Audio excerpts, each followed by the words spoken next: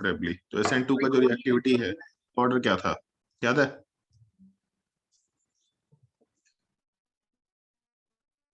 SN2 की activity order क्या था? 1 डिग्री, 2 डिग्री, 3 डिग्री में? पहले 1 डिग्री पे होगा, फिर 2 डिग्री पे और 3 डिग्री पे हाँ, नहीं होगा। तो पहले 1 डिग्री पे होगा तो इधर 1 डिग्री कार्बन है और दूसरे वाले साइड में 3 डिग्री कार्बन है, ठीक है? Yes sir. इसलिए इस साइड में रिएक्शन हो रहा है। ऑल्दो जैसे अगर तुम लोग को याद हो, ये हम तुम लोग को मल्टीपल टाइम्स बोले भी है, factors affecting SN1 SN2 reactions याद रखने हैं। मतलब इनफैक्ट जहां कहीं भी मैकेनिज्म आएगा फैक्टर्स याद रखना मस्ट है, एकदम बिल्कुल मस्ट है। क्वेश्चन तो एक बार प्रैक्टिस करना शुरू कर दिया बनना शुरू हो जाता है। बहुत कॉम्प्लिकेटेड केस है तो नहीं, बट अदरवाइज अपने आप से बनता है। फैक्टर्स याद रखना मस्ट है। और दूसरा, रिएक्टिविटी में कौन कौन से जगह रिएक्शंस नहीं हो सकता है, स्पेशली SN1 SN2 रिएक्शंस में, ये सब याद रखना बहुत ही मस्ट है। इसको ध्यान रखना थोड़ा, ये सब हेल्प करेगा क्वेश्चन सॉल्व करने में।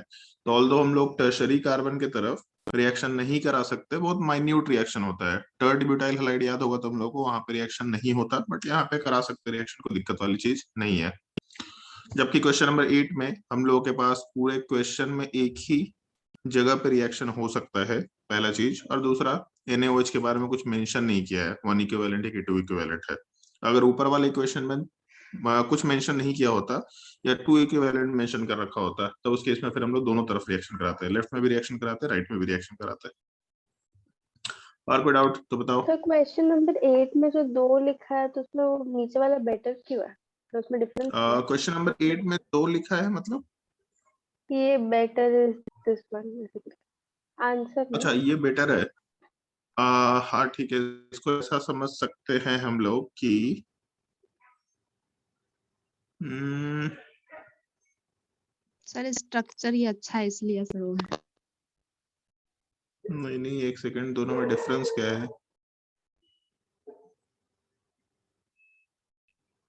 हमको तो एक्चुअली दोनों में कोई डिफरेंस नहीं दिख रहा। और ऑल्दो थोड़ा यहाँ पे सवाल में गड़बड़ी है। मतलब यहाँ पे नीचे वाले साइड में कुछ देना चाहिए, अदरवाइज कायरल सेंटर नहीं है तो कोई सेंस नहीं बनता है। अगर कायरल सेंटर होगा तभी तो हम लोग इन्वर्जन की बात कर रहे होंगे। यहाँ कायरल सेंटर दिख रहा है कि ऊपर भी CH3 नीचे भी CH3, तो क्वेश्चन छापने में डेफिनेटली कहाँ कहीं पे गड़बड़ी हुआ है। यहाँ पे मान लो कि ड्यूटेरियम है, एजम्पशन लेके चल लेते कि ड्यूटेरियम है, तो इधर अगर ड्यूटेरियम होगा तो ज्यादा बेटर है, बट कोई फर्क तो नहीं पड़ रहा। हाँ ठीक है, समझ गए क्या है। जैसे जो हम लोग पर्सपेक्टिव फॉर्मूला लिखते हैं ना, तो पर्सपेक्टिव फॉर्मूला ऐसा, अगर हम लोग एंटी जो पोजीशन होता है इस तरीके का होता है, तो एंटी पोजीशन में हम लोग याद होगा कि हमेशा हम लोग सेंटर ऑफ सिमेट्री वाला पार्ट ढूंढने की कोशिश करते हैं। तो सेंटर ऑफ सिमेट्री ढूंढने का मतलब है कि जहां पे अभी हम डायग्राम बना रहे हैं, अगर ये रहा, यहाँ पे सेंटर ऑफ सिमेट्री है, तो ये नॉर्मल लाइन ऊपर जा रहा है तो दूसरी तरफ नॉर्मल लाइन नीचे की तरफ जाना चाहिए। सिमिलरली अगर एक तरफ सॉलिड वाला पार्ट जा रहा है तो दूसरी तरफ डस्ट वाला पार्ट जाना चाहिए। जबकि इस ऊपर वाले डायग्राम में जहाँ पे ऊपर लिखा हुआ है, मेंशन किया हुआ है, वहां पे नीचे जाने पे डस्ट है, ऊपर जाने पे अपोजिट डायरेक्शन में डस्ट है।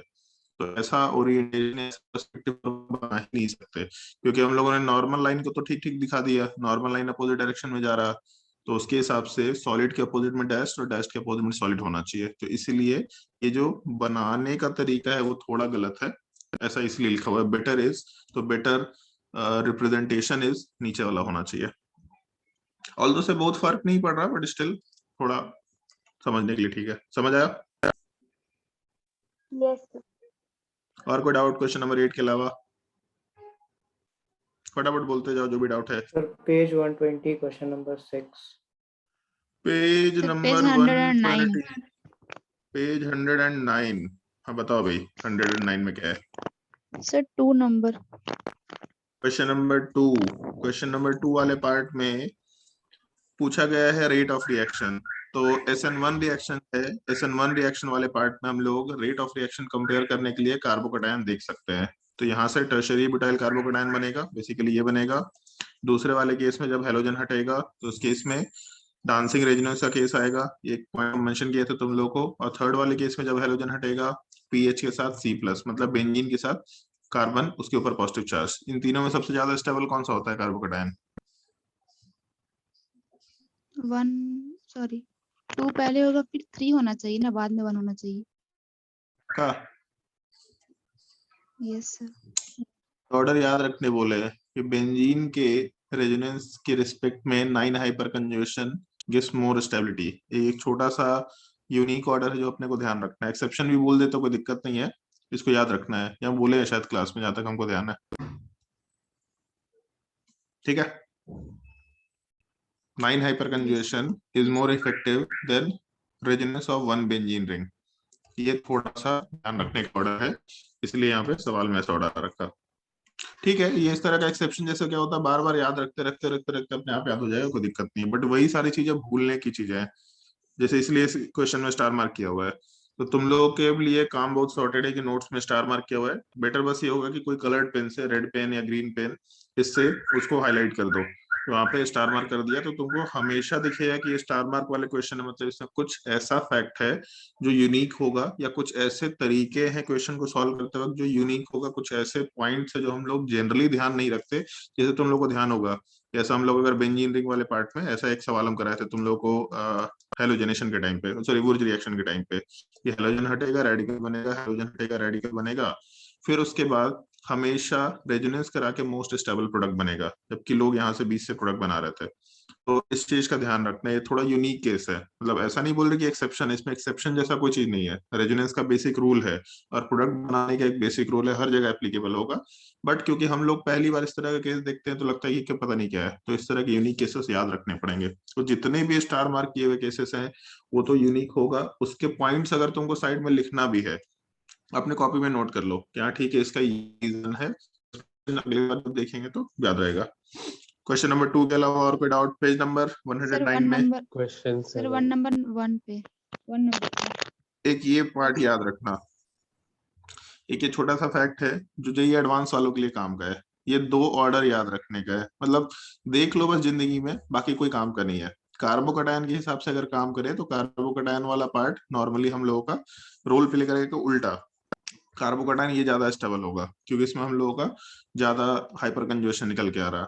But SN1 reaction steric hindrance या स्टेरिक क्राउडिंग के ऊपर डिपेंड करता है। इस हेलोजन के बगल में बहुत बड़े बड़े ग्रुप्स हैं, तो इस हम लोगों का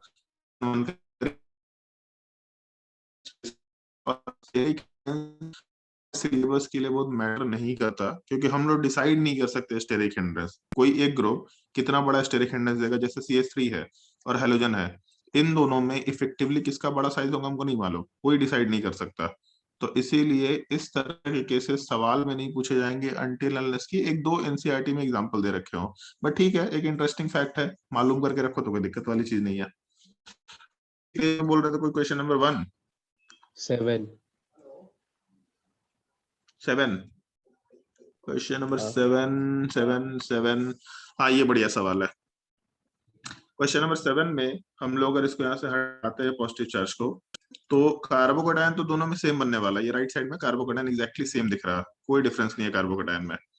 तो जब कार्बोकैटायन मतलब हम लोग रेट ऑफ कंपेयर करें, तो अगर तुम्हें किसी को साइक्लोहेक्सेन का चेयर फॉर्म और बोर्ड फॉर्म का थोड़ा बहुत आइडिया है कि चेयर फॉर्म और बोर्ड फॉर्म में ज्यादा स्टेबल कौन सा होता है, तो एक पॉइंट ध्यान रखना, जितने भी वर्टिकल लाइंस होते हैं, ये सबको मालूम होता है वैसे भी, तो ये जो हम लोग का साइक्लोहेक्सेन का स्ट्रक्चर है, इसमें जितने भी वर्टिकल लाइंस है, जैसे यहाँ पे हेलोजन वाला पार्ट वर्टिकल लाइन पे दिख रहा, ऊपर के डायरेक्शन में हो या नीचे के डायरेक्शन में हो, कहीं पे भी हो, लेकिन वर्टिकल लाइन होना चाहिए। एकदम बिल्कुल सिंपल सा फंडा है।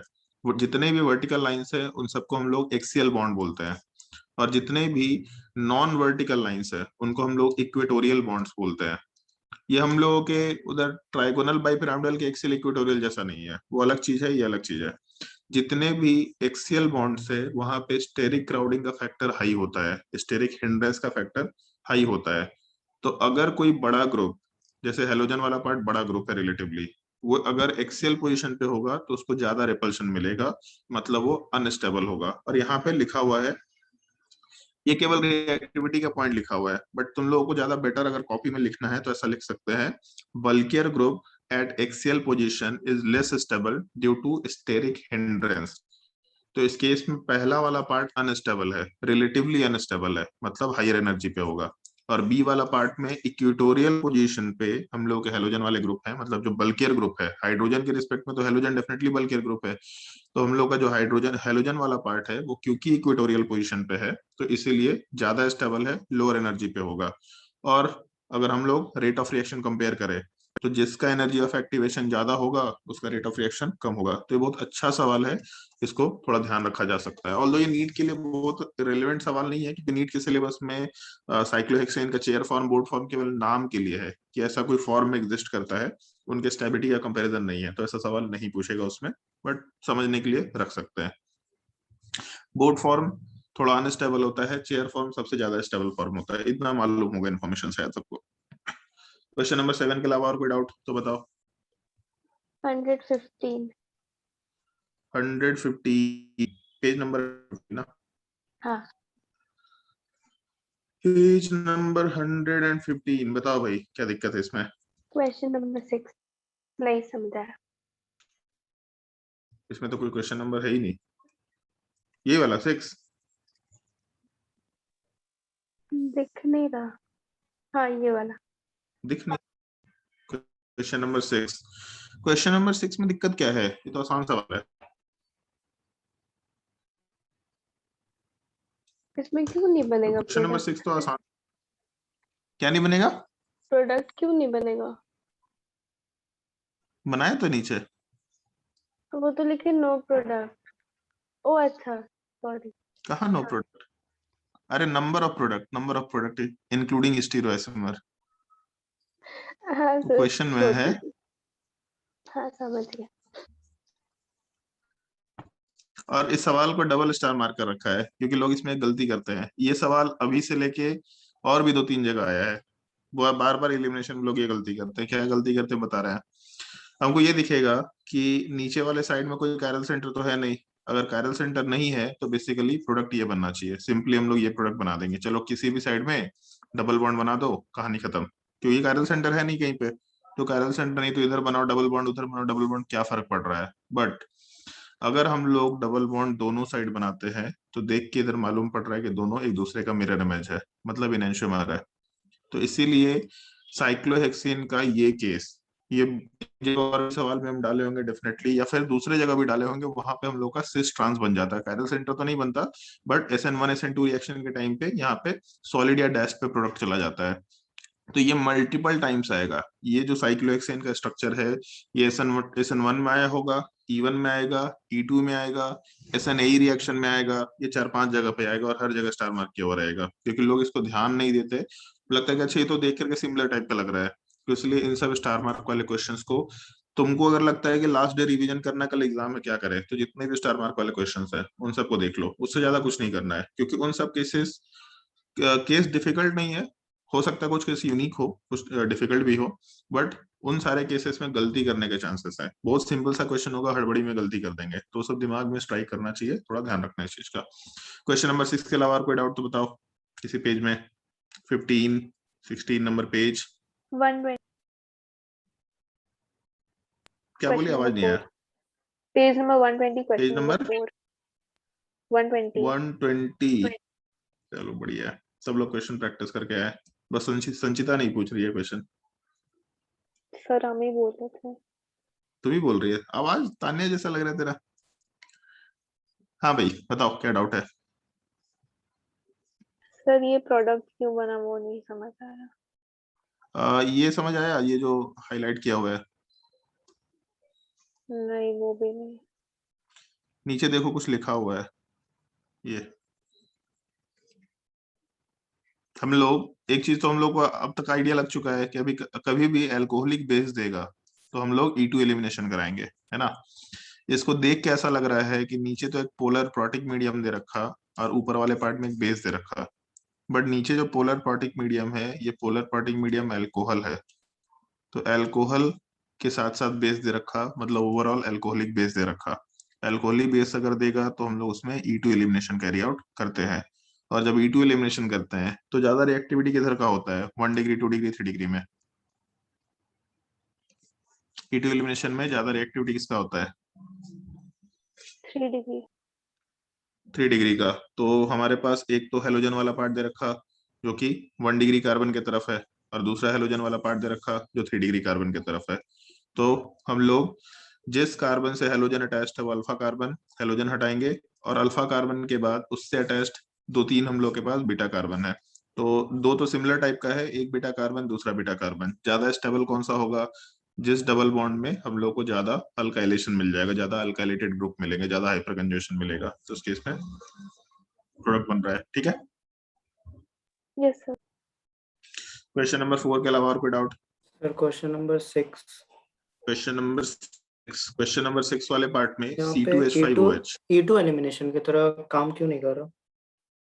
E2 एलिमिनेशन क्यों होगा यहाँ पे? पहला चीज तो ये कि अगर हम लोगों को बेस चाहिए तो वो स्ट्रॉन्गर नेचर का होना चाहिए, मतलब निगेटिवली चार्ज होना चाहिए। जब भी बेस होगा स्ट्रॉन्गर नेचर का होगा, निगेटिवली चार्ज होना मस्ट है। कोई भी न्यूट्रल बेस बहुत स्ट्रॉन्ग नेचर का नहीं होता।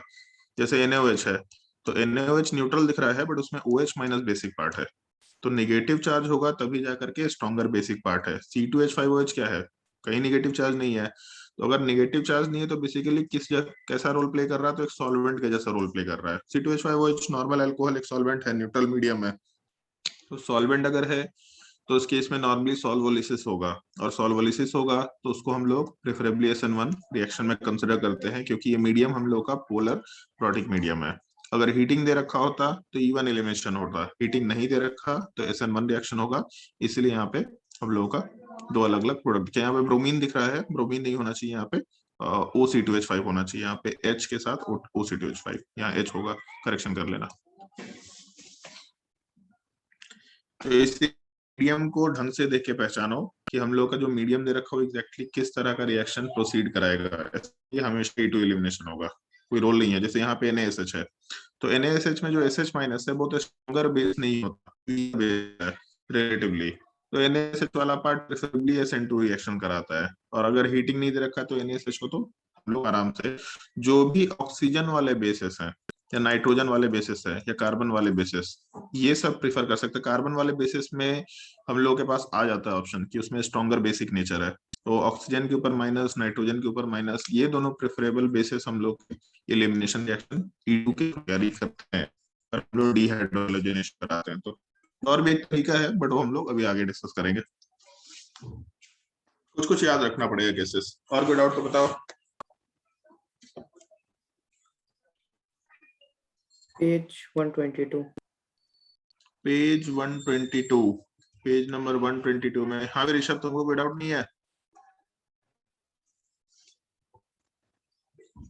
नो सर, अभी नहीं है सर। बोलो page number 122। Question number 43 question number 43, question number 43 में, हाँ बढ़िया सवाल है। ये शायद बुकलेट का सवाल है जहां तक हमको ध्यान है, दे रखा है ना यहाँ पे, पेज नंबर 18 क्वेश्चन नंबर 43, ये बुकलेट का सवाल है।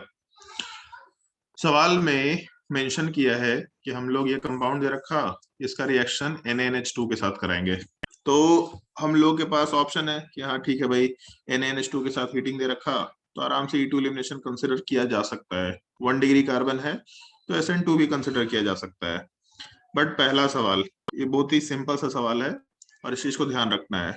Acid base reaction instantaneous reaction होता है हमेशा।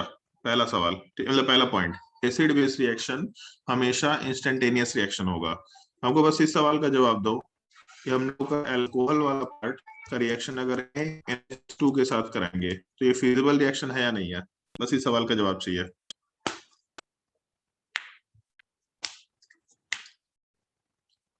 ROH का रिएक्शन अगर NaNH2 के साथ कराएंगे तो ये रिएक्शन फिजिबल होगा या नहीं होगा? सारे लोग जवाब दे सकते हैं।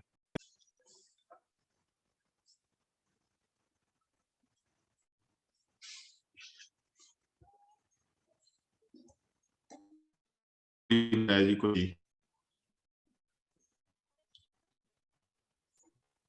होगा। फिजिबल रिएक्शन होगा, तो जब फिजिबल रिएक्शन होगा तो माइनस बनेगा। नाइट्रोजन के ऊपर माइनस चार्ज, ऑक्सीजन के ऊपर माइनस चार्ज, ऑब्वियस सी बात है ऑक्सीजन के ऊपर माइनस चार्ज ज्यादा स्टेबल है, रिएक्शन ज्यादा स्टेबिलिटी के मूव कर रहा है, रिएक्शन फिजिबल होगा। पहला चीज NaNH2 कन्वर्ट कर देगा, क्योंकि एसिड बेस रिएक्शन है तो ये ज्यादा फास्टर रिएक्शन होगा एज कंपेयर टू SN2। तो पहले हम लोगों का रिएक्शन ऊपर साइड होना चाहिए। एक ही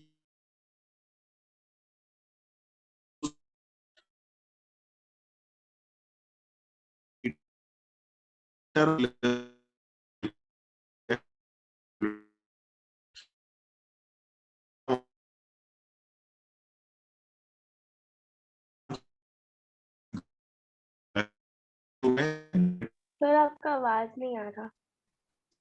बोल रहे हैं कि हम लोग अगर इंटरमोलिकुलर और इंटरमोलिकुलर रिएक्शन दोनों कंसिडर करेंगे तो हम लोग का इंट्रामोलिकुलर रिएक्शन ज्यादा प्रेफरेबल होता है एज कम्पेयर टू इंटरमोलिकुलर। तो ऑक्सीजन का नेगेटिव चार्ज इलेक्ट्रॉन कोऑर्डिनेट करना प्रेफर करेगा, उसके थ्रू रिएक्शन कराएंगे, ना कि इंटरमोलिकुलर रिएक्शन। तो बेसिकली इसको ऐसा समझ सकते हैं हम लोग, ये पूरा जो रिएक्शन दे रखा इसको अगर हम नीचे ड्रॉ करें तो हम लोग के रिएक्शन में यहाँ पे ऑक्सीजन के ऊपर लोन पेयर दे रखा, ये इलेक्ट्रॉन कोऑर्डिनेट करेगा। तो ऑक्सीजन को इंक्लूड करके पहला एटम, दूसरा एटम, तीसरा एटम, चौथा, पांचवा, छठा, तो ऑक्सीजन को इंक्लूड करके एक 6 मेंबर रिंग का फॉर्मेशन होने वाला है। और ऑक्सीजन जिस कार्बन से अटैच हुआ है, ऑक्सीजन जिस कार्बन से अटैच्ड है उसके ऊपर एक मिथाइल ग्रुप होना चाहिए। तो ऑक्सीजन को इंक्लूड करके 6 मेंबर रिंग बनेगा और ऑक्सीजन जिस कार्बन से अटैच्ड है उसके ऊपर एक मिथाइल ग्रुप होना चाहिए। ये हम लोग का प्रोडक्ट निकल के आएगा, क्योंकि intramolecular reaction is more preferable than intermolecular reaction. समझ आया?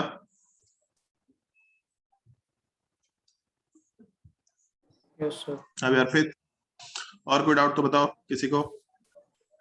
पेज 123 में क्वेश्चन नंबर 7।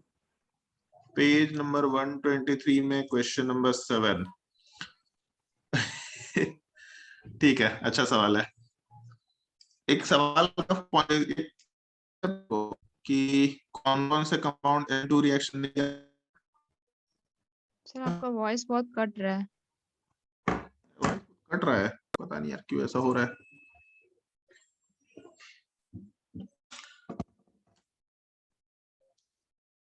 हाँ, ये बताओ कोई कौन कौन से कंपाउंड SN2 रिएक्शन नहीं देते हैं? सर याद है वही कुछ? 3 डिग्री कार्बन वाला ब्रेड्स रूल वायलेट करता होगा। 3 डिग्री कार्बन वाला ब्रेड्स रूल वायलेट करता है? नहीं मतलब 3 डिग्री कार्बन जहाँ पे वहां पे SN2 नहीं होगा, क्योंकि बैक क्यों साइड नहीं से होता? अटैक करता है। स्टेरिक हिंड्रेंस का प्रॉब्लम रहता है ना, टर्शियरी हाँ। Butyl carbon. तो ये कंपाउंड SN2 रिएक्शन करेगा क्या? नहीं। तो अगर SN2 नहीं करेगा तो चलो ठीक है, SN2 तो नहीं हो सकता, बट मेन पॉइंट ये है, और इसमें थोड़ा करेक्शन कर लेना अपने कॉपी में, ये प्रोडक्ट नहीं बनेगा, ठीक है, क्योंकि SN2 नहीं हो सकता। बट 3 डिग्री कार्बन पे E2 एलिमिनेशन का रिएक्शन काफी हाई होता है और बेस भी ठीक ठीक स्ट्रॉन्ग है।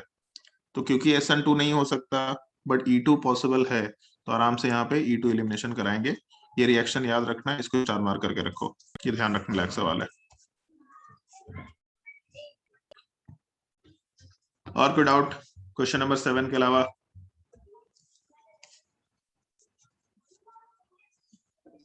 सर 10। क्वेश्चन नंबर 10 बताने लायक सवाल नहीं, तो खुद और इंसान कर सकता है तो करो।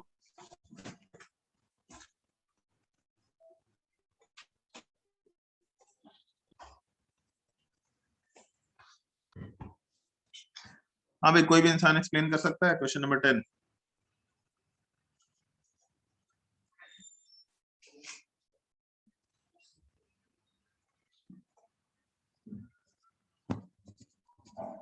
साइड में वैसे रीजन लिखा हुआ है इसका, बट स्टिल कोई एक्सप्लेन नहीं कर सकता। ऋषभ? सर ये वाला क्वेश्चन हम नहीं बनाया सर। क्यों नहीं बनाया है सर? हम तो उसी दिन बोले थे कि बना लो। विलियम नहीं बनाएगा तो सिंथेसिस कैसे वाला, सीख? विलियम सिंथेसिस वाला तक नहीं बनाए थे सर। अरे भाई ऐसे नहीं करने का है।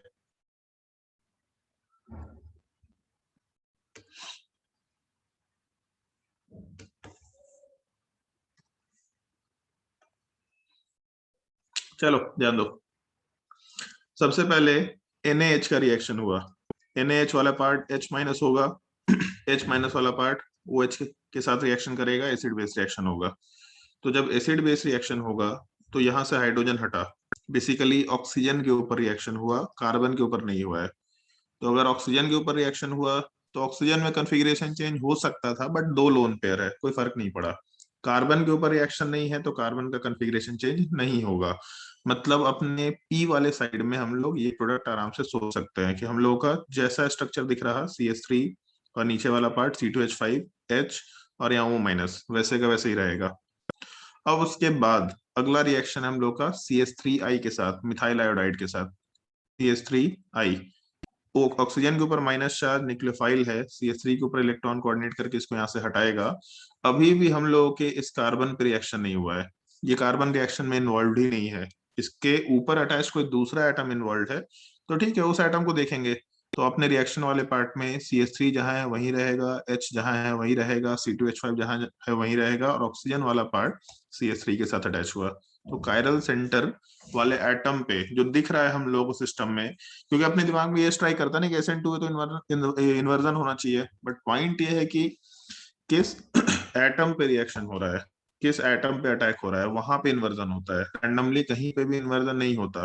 तो अगर इसका कॉन्फ़िगरेशन R है तो इस पे रिएक्शन अगर नहीं हुआ, मतलब प्रोडक्ट में भी इसका कॉन्फ़िगरेशन R ही निकल के आएगा। इसलिए ऑप्शन में पहला ऑप्शन दिख रहा। दूसरा ऑप्शन वाला पार्ट हम लोग नहीं ले सकते, दूसरा ऑप्शन तो गलत दिख रहा है।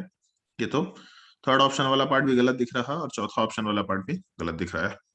देख लेना एक बार, स्विच वाला पार्ट देख लेना। स्विच तो यहाँ पे 2 के बीच में स्विच है, नहीं हो सकता। सी ऑप्शन वाले पार्ट में 2 के बीच में स्विच है, नहीं हो सकता। हाँ ठीक है, केवल पहला ऑप्शन होगा, बाकी और कोई आंसर नहीं रहेगा। समझ आया सवाल कि नहीं समझ में आया? यस सर, आ गया और कोई डाउट क्वेश्चन नंबर 10 के अलावा? सर। 125 में, पेज नंबर 125 में अश्मिता भी कोई सवाल नहीं पूछ रही है। बोलो भाई 125। क्वेश्चन नंबर 10 में विलियमसन सिंथेसिस पॉसिबल कैसे है? क्वेश्चन नंबर 10 में विलियमसन सिंथेसिस दे तो रखा है, ऐसा पॉसिबल है। सर मतलब कहाँ से अटैक कर रहा है, मतलब वो समझ में नहीं है। यहाँ जो ऑक्सीजन माइनस चार्ज है, ठीक है, जैसे हमेशा उल्टा अगर प्रोडक्ट बनाना है तो 2 चीज देखना, बस ये सिंपल सा तरीका देखना। मेरे पास 2 ऑप्शन है हेलोजन लगाने का। हेलोजन इधर इस पे हो सकता है और यहाँ बॉन्ड ना हो, यहाँ O- हो। एक ये पॉसिबिलिटी है जो रिएक्टेंट के लिए कंसिडर कर सकते हैं, ठीक है। दूसरी पॉसिबिलिटी हेलोजन वाला पार्ट दूसरे साइड हो जाए और ऑक्सीजन के ऊपर माइनस चार्ज रहे। ये 2 ही पॉसिबिलिटी ले सकते हैं। बस ये चेक कर लेना कि इन दोनों हलाइड्स में से किस पे रिएक्शन हो सकता है SN2। ये राइट वाले साइड में रिएक्शन होगा क्या SN2? नहीं। नहीं होगा। तो अगर राइट वाले साइड में नहीं होगा तो लेफ्ट वाले को चेक करके देख लेते हैं, यहाँ SN2 हो सकता है। हाँ अगर यहाँ SN2 हो सकता है तो बेसिकली हम लोग का ये रिएक्टेंट होना चाहिए, यहाँ से हम लोग को प्रोडक्ट मिल जाएगा, ठीक है। Yes sir. मतलब सर तो हम लोग मतलब बोलो।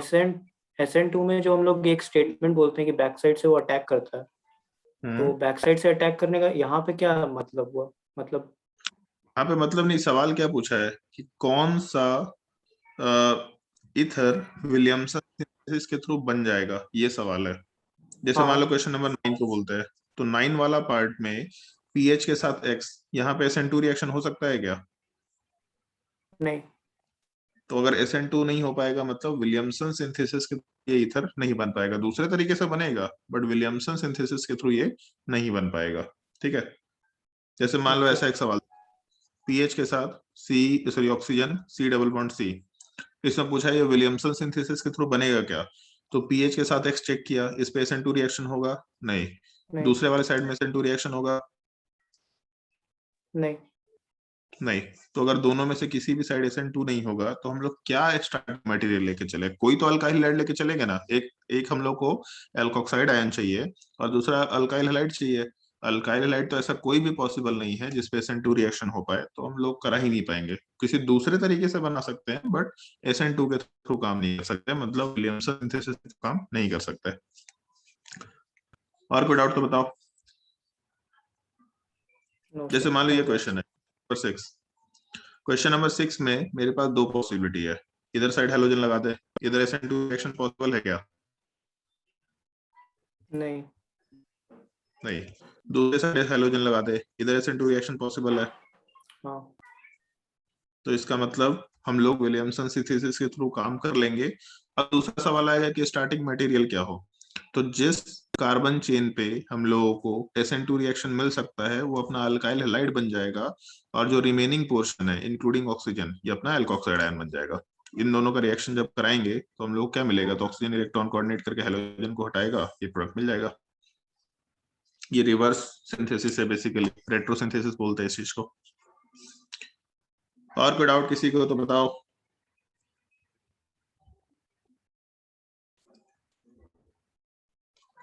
बोलो भाई, और कोई डाउट?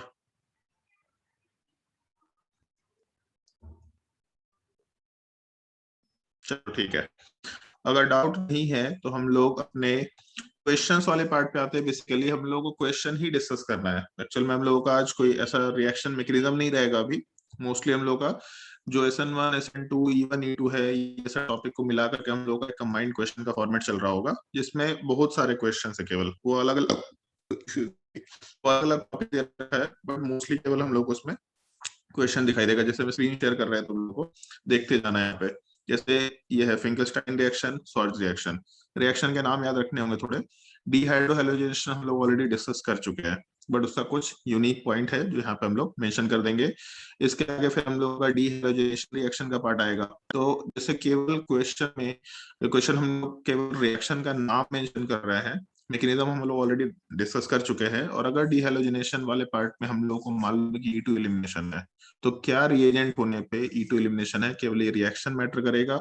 उसके बाद हम लोग केवल क्वेश्चंस करते जा रहे हैं। तो अभी हम लोग का अभी कोई मैकेनिज्म का डिस्कशन नहीं होगा। कुछ कुछ यूनिक पॉइंट है, जैसे एम्बिडेंट ये क्या होता है, ये दो चार चीजें हम लोग मेंशन करते जाएंगे। बट बाकी सारी चीजें जो S1 S2 E1 E2 इन चार चीजों में रही है, हम लोग बस अभी कैरी आउट करना है रिएक्शन। केवल प्रैक्टिस का टाइम है अभी। हम 2 घंटे केवल तुम लोगों को, 2 घंटे तो क्या ही, अब 1 घंटे है, 1 घंटे भी हम केवल तुम लोगों को क्वेश्चंस से रिलेटेड जो भी रिएक्शंस हो सकते हैं उन रिएक्शंस करके एक्सप्लेन करेंगे। और जितने भी तुम्हारे क्वेश्चंस है तुम्हारे नोट्स में, ट्राई करना कि इसको आज ही प्रैक्टिस करके खत्म करो, क्योंकि अभी 6 बजे से फिर से हम क्लास लाएंगे तुम लोगों का। उस टाइम पे हम लोग कुछ मैकेनिज्म डिस्कस करेंगे अल्कोहल के रिएक्शन का, जैसे SNI रिएक्शन क्या होता है, सॉरी SNI नहीं, हाँ ठीक है, SNI रिएक्शन क्या हो सकता है, SNA रिएक्शन, हम लोग टोसाइलेट के साथ एक रिएक्शन कराते हैं, ये सब 2-3 चीजें क्या है, या हॉफमैन एलिमिनेशन प्रोडक्ट मेजर कब बन करके आ सकता है, ये 2-4 चीजें हम लोग एक एक करके डिस्कस करते चले जाएंगे। तो हम लोग आते हैं अपने रिएक्शन वाले पार्ट पे। 1 मिनट।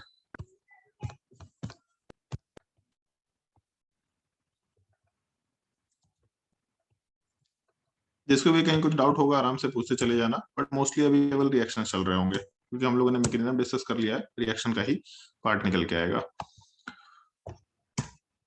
उसमें पहले हम अल्काइल हैलाइड के सारे रिएक्शंस को कवर कर लेंगे। अल्काइल हैलाइड के रिएक्शंस को कवर करने के बाद अल्कोहल के रिएक्शन कवर होंगे। और एक ऐसा टॉपिक है, इनफैक्ट एक क्या 2-3 ऐसे छोटे छोटे टॉपिक्स हैं जिसमें अल्कोहल और अल्काइल हैलाइड का कॉमन टॉपिक चलेगा। कुछ अल्काइल हैलाइड का पार्ट है, कुछ अल्कोहल का पार्ट है, तो उसको हम लोग सेपरेट आउट नहीं कर सकते, मतलब पॉसिबल नहीं है वो चीज सेपरेट आउट करना। जैसे हम लोग का जो हॉफमैन एलिमिनेशन प्रोडक्ट वाला पार्ट आएगा, तो पहले हम लोग अल्काइल हैलाइड के टॉपिक का पहले डिस्कशन कर लेते हैं, उसके बाद फिर हम लोग अल्कोहल के कुछ रिएक्शंस का डिस्कशन करेंगे। और उसके बाद जो भी हम लोग का कॉमन टॉपिक हो रखा होगा उसको सबसे लास्ट में हम लोग कॉमन बना करके आराम से डिस्कस कर लेंगे, some other reactions of alkyl halide and alcohol का। और उसमें ईथर भी इंक्लूडेड होगा, उसको भी हम लोग कॉमनली कंसिडर कर सकते हैं, क्योंकि अब तक हम लोग को अल्काइल हैलाइड के ऑलमोस्ट सारे रिएक्शंस मालूम पड़ चुके हैं। SN1 कर सकता है अल्काइल हैलाइड, SN2 कर सकता है, E1 कर सकता है, E2 कर सकता है, ये तो बेसिक मालूम पड़ गया। बट कुछ कुछ और भी पॉइंट्स है जो अपने को ध्यान रखना है। ऑल्दो ये बहुत यूनिक चीज है कि NCERT अगर उठा के देखेंगे तो उसमें मेथड ऑफ प्रिपरेशन में SN1 SN2 रिएक्शन दे रखा है। तो ये 2 रिएक्शन दे रखे हैं मेथड ऑफ प्रिपरेशन में, स्वार्ट्ज रिएक्शन और दूसरा फिंकलस्टाइन रिएक्शन। मेथड ऑफ प्रिपरेशन में दे रखा है, ऐसा होना नहीं चाहिए, क्योंकि SN1 SN2 रिएक्शन ही है। तो SN1 SN2 पढ़ाए बिना इसको मेथड ऑफ प्रिपरेशन में दे रखा है, बट ठीक है दे रखा है तो उससे हम लोग को मतलब नहीं है। इसको हम लोग अल्काइल हैलाइड के रिएक्शन के जैसा देखें तो ज्यादा बेटर होगा। अभी एक एक करके हम रिएक्शन मेंशन करते जाएंगे। अब तुम लोग को थोड़ा बहुत याद होगा कि जब हम लोग कार्बन चेन वाले पार्ट पे हेलोजनेशन करा रहे थे, in the presence of sunlight, ultraviolet light, जो कुछ भी। तो उस केस में हेलोजन वाला पार्ट क्लोरीन और ब्रोमीन होता था। फ्लोरीन में रिएक्शन पॉसिबल नहीं होता था क्योंकि बहुत रिएक्टिव नेचर का है, और आयोडीन वाले पार्ट में रिएक्शन पॉसिबल नहीं होता था क्योंकि बहुत ही स्लो रिएक्शन होता है। साथ ही साथ HI वाला पार्ट रिड्यूसिंग एजेंट होता है। ये दो मल्टीपल रीजंस थे। मतलब basically fluorination and iodination possible नहीं था, तो अल्काइल फ्लोराइड नहीं बना सकते, अल्काइल आयोडाइड नहीं बना सकते। केवल हम लोग chlorine and bromine, basically alkyl chloride, alkyl bromide बना सकते थे। ये हम लोगों के अल्केन वाले पार्ट में आया था। फिर जब हम लोग अल्कीन में हेलोजनेशन करा रहे थे तो हम लोगों को बाई हैलाइड वाला पार्ट मिल रहा था। इसमें भी हम लोग का लिमिटेशन था कि हेलोजन वाला पार्ट हम लोग का फ्लोरीन नहीं हो सकता और आयोडीन नहीं हो सकता। रीजन बताया गया था कि फ्लोरीन के पास वैकेंट डी ऑर्बिटल नहीं है, आयोडीन वाले पार्ट में वैकेंट डी ऑर्बिटल तो है, लेकिन विस्नल डायोडाइड अनस्टेबल नेचर का होता है। ये एलिमिनेट करके अपने आप को अल्कीन में कन्वर्ट कर लेता है। तो फ्लोरिनेशन आयोडीनेशन इधर भी पॉसिबल नहीं था। तो अल्काइल फ्लोराइड बनाना, अल्काइल आयोडाइड बनाना थोड़ा मुश्किल काम है। तो अगर मुश्किल काम है तो हम लोग करें कैसे? अगर हम लोग को मान लो अल्केन दे रखा, अल्केन वाले पार्ट से हम लोग को अल्काइल फ्लोराइड में जाना है, तो कैसे हम लोग बना पाएंगे? तरीका क्या है अपने पास? क्योंकि फ्लोरीन आयोडीन तो लग नहीं रहा, अल्केन जल्दी रिएक्शन करता भी नहीं है, बचा अपने पास हेलोजनेशन का एक ऑप्शन। क्योंकि इस चीज को थोड़ा मतलब याद रखने की कोशिश करना, अल्केन से रिएक्शन अगर शुरू करना है तो हेलोजनेशन सबसे प्रोमिनेंट मेथड है। अल्केन की ज्यादा रिएक्शन एग्जिस्ट ही नहीं करते, बहुत ही अनरिएक्टिव नेचर का होता है। तो हेलोजनेशन से ही सारा कन्वर्जन शुरू हो सकता है। बट फ्लोरीन आयोडीन से हम लोग काम नहीं कर सकते, हम लोग के पास क्लोरीन एंड ब्रोमीन ही बचा है एक ऑप्शन। तो इसीलिए हम लोग एक छोटा सा पॉइंट डिस्कस किया करते हैं जो अपने को नॉर्मली ध्यान रखना होता है। इस चीज को हम लोग हेलोजन एक्सचेंज मेथड बोला करते हैं। ये वर्ड ध्यान रखना, हेलोजन एक्सचेंज मेथड।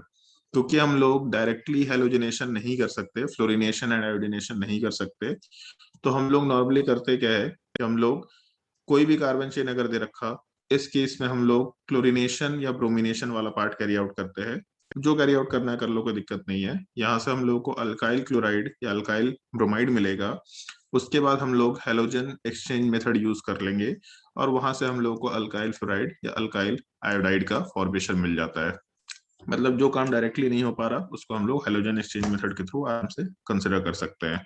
और ये हेलोजन एक्सचेंज मेथड वर्ड काफी है एक्सप्लेन करने के लिए। हेलोजन एक्सचेंज मेथड, हेलोजन को हम लोग एक्सचेंज कर रहे हैं, एक हेलोजन दूसरे हेलोजन में कन्वर्ट हो रहा है बेसिकली। इसमें अपने पास दो मेथड है। पहला मेथड है जिसको हम लोग फिंकलस्टाइन रिएक्शन बोलते हैं। अब कोई फिंकलस्टीन रिएक्शन बोलता है, फिंकलस्टाइन जो बोलना है बोल लो इंग्लिश का टर्म है, उसमें हम ज्यादा दिमाग नहीं लगा रहे हैं। फिंकलस्टाइन रिएक्शन, फिंकलस्टाइन रिएक्शन वाले पार्ट में हम लोगों का रिएक्शन, और इसको याद रखना भाई, सब स्कूल सवाल में पूछा जाता है। इनफैक्ट हम एक्सपेक्ट करते हैं बोर्ड के एग्जाम में व्हाट इज फिंकलस्टाइन रिएक्शन, सीधा ये पूछा जाएगा। या फिर which what product can be formed in Finkelstein reaction. Although बहुत मतलब हमको थोड़ा एब्सर्ड लग रहा है बोर्ड में क्या सवाल पूछा जाएगा ऑब्जेक्टिव क्वेश्चंस में, कितना सिंपल सा सवाल पूछा जाएगा ये एक्सपेक्ट नहीं कर पा रहे। बट तुम लोगों को ऑब्जेक्टिव क्वेश्चन का प्रैक्टिस है तो दिक्कत नहीं आना चाहिए। हम लोगों का अल्काइल क्लोराइड, अल्काइल ब्रोमाइड, दोनों में से जो लेना है ले लो, कोई दिक्कत नहीं है। अगर इसका रिएक्शन हम लोग सोडियम आयोडाइड के साथ करते हैं, पोटेशियम आयोडाइड भी रहेगा तो कोई दिक्कत नहीं है, Na नॉर्मली दे रखा होता है in the presence of acetone, तब उस केस में हम लोगों का अल्काइल आयोडाइड का फॉर्मेशन होता है। एंड Na या फिर NaCl या फिर NaBr, ये दोनों हम लोग का प्रेसिपिटेट आउट हो जाता है। अब पॉइंट ये है कि एसीटोन कैसा मीडियम है, तो ऑलमोस्ट नॉन पोलर मीडियम, मतलब ठीक है उसका पोलैरिटी बहुत कम है, पोलर एप्रोटिक मीडियम है बट पोलैरिटी कम है। अगर पोलैरिटी कम है तो उसमें आयनिक कंपाउंड वाले पार्ट प्रेसिपिटेट करेंगे, like dissolve, like polar solvent या पोलर सॉल्यूट पोलर सॉल्वेंट में डिजॉल्व होता है। तो इस केस में पोलैरिटी कम है जिसकी वजह से ये प्रेसिपिटेट आउट होगा, पहला चीज। तो एक तो ये कि हम लोग का रिएक्शन वाले पार्ट में हम एक छोटा सा सवाल पूछ सकते हैं कि RCl में और Ri में ज्यादा स्ट्रॉन्गर बॉन्ड किसका है? तुम लोग को जवाब देना है। अल्काइल क्लोराइड और अल्काइल आयोडाइड ज्यादा स्टेबल कौन सा है, ज्यादा स्ट्रॉन्गर बॉन्ड किसका है? RCl का। RCl का बॉन्ड ज्यादा स्ट्रॉन्गर है क्योंकि हम लोग का 2p एंड 3p ओवरलैप है, जबकि दूसरे वाले केस में 2p एंड 5p ओवरलैप है। तो बॉन्ड लेंथ बड़ा है, मतलब बॉन्ड स्ट्रेंथ कम होगा। अगर RCl ज्यादा स्टेबल है एज कम्पेयर टू Ri, तो फिर ये रिएक्शन हो क्यों रहा है? हीटिंग तो दे नहीं रहे कहीं भी हम लोग। जैसे इसको इस तरीके से समझो एनर्जी कोऑर्डिनेट डायग्राम में रिएक्टेंट वाला पार्ट ज्यादा स्टेबल है, प्रोडक्ट वाला पार्ट अनस्टेबल है। तो हम लोग अनस्टेबल अगर जा रहे हैं तो हीटिंग चाहिए होगा, बट हीटिंग तो कहीं भी नहीं दे रखे हम लोग, तो फिर रिएक्शन क्यों हो रहा? इसका एक रीजन तो डेफिनेटली होना चाहिए। बिना हीटिंग के तो रिएक्शन पॉसिबल नहीं होना चाहिए, और रिएक्शन SN2 है तो हीटिंग वैसे भी फेवरेबल नहीं होगा। तो ये पूरा का पूरा पार्ट इसके वजह से चल रहा है कि जो प्रोडक्ट में प्रेसिपिटेशन हो रहा, ये एक सॉलिड कंपाउंड बना रहा है राइट साइड में। सॉलिड लिक्विड गैस में हम लोग को मालूम है सॉलिड बहुत ज्यादा स्टेबल होता है। तो शुरू में अपने पास दोनों के दोनों लिक्विड स्टेट थे, और उसके बाद हम लोगों का, क्योंकि NaI थोड़ा नॉन पोलर मीडियम है, तुम लोगों को अब तक आइडिया लग चुका होगा फजांस रूल वाले पार्ट का, तो NaI में कोवेलेंट कैरेक्टर बहुत हाई होगा। अगर NaI का कोवेलेंट कैरेक्टर हाई हुआ तो ये पार्ट एसीटोन में सॉल्युबल रहेगा, तो इधर साइड हम लोग को सॉलिड नहीं मिलने वाला, एक्वस मीडियम या फिर डिजोल्व मीडियम, आयनिक मीडियम ऐसा कुछ मिलेगा। तो एसीटोन वाला पार्ट एटलीस्ट ये दोनों पार्ट में कोई भी सॉलिडिफिकेशन नहीं कर रहा, बट हम लोगों को प्रोडक्ट में NaCl NaBr सॉलिड के फॉर्म में मिल रहा, जो इस पूरे रिएक्शन को राइट साइड ड्राइव करेगा। तो Ri तो स्टेबल नहीं है, बट हम लोग केवल एक प्रोडक्ट के स्टेबिलिटी से बेसिस पे काम नहीं कर सकते, पूरे सिस्टम के स्टेबिलिटी से मतलब होना चाहिए कि रिएक्टेंट के साइड का सिस्टम और प्रोडक्ट के साइड का सिस्टम ज्यादा स्टेबल कौन सा है। तो क्योंकि प्रोडक्ट में सॉलिड बन रहा है, तो इस केस में प्रोडक्ट का साइड एनी हाउ बहुत ज्यादा स्टेबिलिटी रखेगा, और अगर स्टेबिलिटी ज्यादा रखेगा इसका मतलब हम लोग का रिएक्शन आराम से फिजिबल होगा। तो इस चीज को थोड़ा ध्यान रखना। रिएक्शन बहुत सिंपल है, हम लोग अल्काइल क्लोराइड या अल्काइल ब्रोमाइड का रिएक्शन NaI के साथ कराएंगे in the presence of acetone, SN2 reaction होगा। ये याद रखना थोड़ा जरूरी है क्योंकि पोलर एप्रोटिक मीडियम है और ऑलमोस्ट नॉन पोलर मीडियम है, तो हम लोगों का SN2 रिएक्शन वाला पार्ट फेवरेबल होगा। अगर SN2 रिएक्शन वाला पार्ट फेवरेबल हुआ तो वाल्डन इन्वर्जन होगा, प्रोडक्ट आराम से बनाया जा सकता है, और उसके बाद NaCl NaBr प्रेसिपिटेट करेगा। This is one method for halogen exchange, जहां पे हम लोग अल्काइल आयोडाइड का प्रिपरेशन आराम से कर सकते हैं। स्टेटमेंट में ऐसा लिखा जा सकता है कि मतलब खैर अब तुम लोग ऑब्जेक्टिव क्वेश्चन छोड़े, स्टेटमेंट की बात ही नहीं कर रहे, बस ये है कि अल्काइल आयोडाइड के प्रिपरेशन का मेथड है, ऐसा सिंपली बोल सकते हैं। उसके बाद हम लोग का दूसरा रिएक्शन वाला पार्ट है जिसको हम लोग बोलते हैं स्वार्ज रिएक्शन। एक तरफ आयोडीन बन गया तो ऑब्वियस सी बात है दूसरी तरफ हम लोग फ्लोरीन की बात कर रहे होंगे। अगर हम लोग अल्काइल क्लोराइड या अल्काइल ब्रोमाइड का रिएक्शन किसी मेटल फ्लोराइड के साथ करते हैं, स्पेशली AgF हो गया या HgF2, मेटल फ्लोराइड में हम लोग D ब्लॉक वाले एलिमेंट्स दोनों लेकर के चल रहे हैं, उसके पीछे का रीजन ये है कि हम लोगों को यहाँ भी प्रेसिपिटेशन कराना है। क्यों प्रेसिपिटेशन कराना भी डिस्कस करेंगे। तो इस केस में प्रोडक्ट में RF बनेगा, और एक चीज तो सबको मालूम है AgCl वाला पार्ट प्रेसिपिटेशन में जाता है, या AgBr वाला पार्ट भी वाटर में प्रेसिपिटेट करता है। सिल्वर फ्लोराइड सिंगल फ्लोराइड है, सिंगल ये सिल्वर हैलाइड है जो कि ये वाटर में सॉल्युबल नहीं होता है। AgCl प्रेसिपिटेट करता है, AgBr प्रेसिपिटेट करता है, AgI प्रेसिपिटेट करता है। इसका कलर का डिस्कशन हम लोगों ने किया था एक दिन, तो इस चीज को थोड़ा ध्यान रखना। AgF सिंगल हम लोग का सिल्वर हैलाइड है जो कि सॉल्युबल नेचर का निकल के आता है, तो ठीक है कोई दिक्कत नहीं है। हम लोग का AgF सॉल्युबल रहा, यहाँ से हम लोग को F- मिलेगा, और उसके बाद हम लोग आगे प्रोसीड कर सकते हैं। कोई ये बोल सकता है कि ठीक है सर प्रेसिपिटेशन की जरूरत क्या थी, यहाँ पे प्रेसिपिटेशन के बिना भी तो काम कर सकते हैं, बट वहां पे बहुत यूनिक पॉइंट है। कोई हमको एक सवाल का जवाब दो, इसमें न्यूक्लियोफिलिसिटी का ऑर्डर क्या होगा? इन चारों में न्यूक्लियोफिलिसिटी का ऑर्डर क्या होगा? ये सवाल का जवाब चाहिए।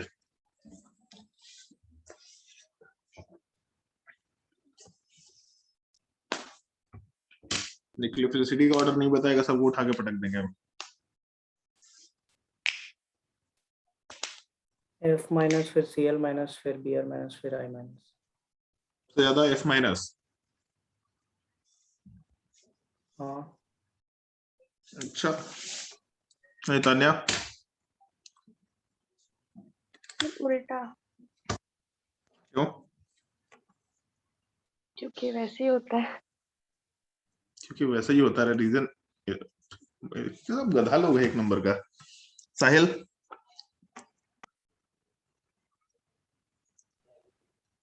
सर यही वाला। क्यों, रीजन चाहिए? स्ट्रॉन्गर बेस है इसीलिए। स्ट्रॉन्गर बेस तो F- है। So polar but protect aqueous medium में हो रहा है तो ज्यादा स्टेबल है। ऋषभ कुछ बोल रहा था, बोल Rishabh. Sir polar protic medium है इसलिए। पोलर प्रोटिक मीडियम है वाटर। पोलर प्रोटिक मीडियम में larger bases are better nucleophile, क्योंकि जो छोटा बेस होगा उसका सॉल्वेशन ज्यादा होता है। तो लार्जर बेसिस आई माइनस हो गया, बेसिक स्ट्रेंथ का ऑर्डर उल्टा हो जाता है। दो जगह बेसिक स्ट्रेंथ का ऑर्डर उल्टा होता था, अगर तुम लोग को याद हो तो इसलिए याद रखो इस चीज का पार्ट। आई माइनस सबसे बेटर न्यूक्लियोफाइल है, फिर B R minus, C L minus और एफ माइनस। अब इसका इम्पैक्ट क्या आएगा, ऐसा हम लोग डिस्कस कर सकते हैं। जैसे मान लो हम लोग रिएक्शन कराना शुरू किए, एक चीज तो सिंपल है, R C L R F में ज्यादा स्टेबल कौन सा है, तो आर एफ ज्यादा स्टेबल। अभी जस्ट ऊपर डिस्कशन किए थे, तो बॉन्ड स्ट्रेंथ ज्यादा होगा क्योंकि बॉन्ड लेंथ छोटा है। तो रिएक्शन तो अपने आप होना चाहिए, अच्छी बात है, अपने आप हो सकता है। बट मेन पॉइंट ये है ना कि जैसे जैसे रिएक्शन होगा, हम लोगों का जो एजीएफ की तरफ से एफ माइनस है, जैसे इसमें एजीएफ की जगह अगर हम लोग एनएएफ यूज कर लेते हैं, तो इस केस में NaCl प्रिसिपिटेट तो करता नहीं, टाइम के साथ एफ माइनस हम लोग का घटता चला जाता और Cl माइनस बढ़ता चला जाता। और F minus and Cl minus में ज्यादा अच्छा न्यूक्लियोफाइल अभी जस्ट डिस्कस किया Cl माइनस है। सिमिलरली Br माइनस भी होगा। तो अगर Cl माइनस अच्छा न्यूक्लियोफाइल है तो ये F माइनस को रिएक्शन नहीं करने देगा, वो रिएक्शन को हिंडर करेगा। ऑल्दो हम लोगों का बॉन्ड स्ट्रेंथ का फैक्टर तो रोल प्ले कर रहा है, बट क्योंकि टाइम के साथ Cl माइनस बढ़ता जाएगा और जैसे जैसे Cl माइनस बढ़ता जाएगा हम लोग रिएक्शन को हिंडर करेगा, तो इसलिए हम लोग ऐसा रिएजेंट यूज करना प्रेफर करेंगे कि जो Cl माइनस को खत्म कर दे या Br माइनस को खत्म कर दे। तो हम लोगों का AgF या AgF2, मतलब हम लोग का जो मरकरी ये हेलाइड है, उसमें भी मरकरी फ्लोराइड सॉल्युबल नेचर का होता है, बाकी सारा का सारा इनसॉल्युबल नेचर का होता है। तो जैसे जैसे रिएक्शन होता जाएगा Cl माइनस हटता जाएगा, Br माइनस हटता जाएगा, मतलब जो थोड़ा अनफेवरेबल कंडीशन निकल के आ सकता है सर्टेन पॉइंट ऑफ टाइम के बाद, वो अनफेवरेबल कंडीशन यहाँ पे आने का मौका नहीं मिलेगा। इसलिए हम लोग मेटल फ्लोराइड में सिल्वर या फिर मरकरी लेके चलते हैं। बाकी वाटर वाला पार्ट दे रखा, वाटर पोलर प्रोटिक मीडियम है, इसका मतलब प्रिफरेबली SN1 होगा। याद मत कर लेना कि SN1 ही होता है। अगर मान लो यहाँ पे CH3F दे रखा, तो सॉरी CH3Cl, तो CH3Cl SN1 करेगा ही नहीं करेगा, 1 डिग्री SN1 करेगा ही नहीं करेगा। ऑब्वियसली बात है, तो 1 डिग्री वाला पार्ट SN1 नहीं करेगा, तो वहां SN2 हो सकता है, बट प्रिफरेबली वर्ड यूज कर रहे हैं, मतलब अगर 2 डिग्री कार्बन है, 3 डिग्री कार्बन है, तो आराम से SN1 रिएक्शन प्रिफरेबल होगा। और ऊपर वाले केस में सिमिलरली, अगर हम लोग के पास 1 डिग्री कार्बन है, 2 डिग्री कार्बन है, तो SN2 होगा प्रेफरेबली। बट अगर 3 डिग्री कार्बन है तो SN1 के थ्रू भी रिएक्शन हो सकता है, क्योंकि पोलर मीडियम तो है, रिएक्शन पॉसिबल होगा, कोई दिक्कत नहीं है।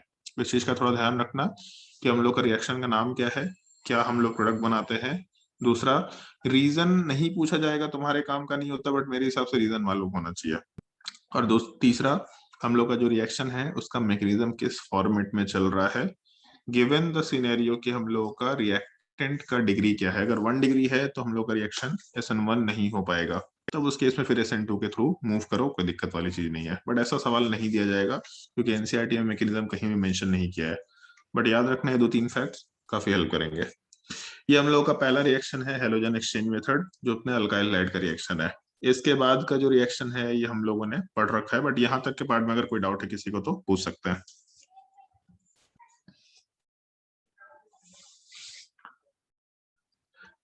अगर डाउट नहीं है तो हम लोग नेक्स्ट रिएक्शन पे मूव कर सकते हैं। नेक्स्ट रिएक्शन में हम लोग का आएगा, चलो पहले यही रिएक्शन डिस्कस कर लेते हैं, डी हाइड्रोहेलोजनेशन। ये हम लोग ऑलरेडी डिस्कस कर चुके हैं, डी हाइड्रोहेलोजनेशन। ये तो हम लोग ऑलरेडी मालूम है, ऑलरेडी हम लोग पढ़ चुके हैं। SN1 भी हो सकता है, SN2 भी हो सकता है, सॉरी E1 भी हो सकता है, E2 भी हो सकता है, दोनों प्रेफरेबल है, इसमें कोई दिक्कत नहीं है।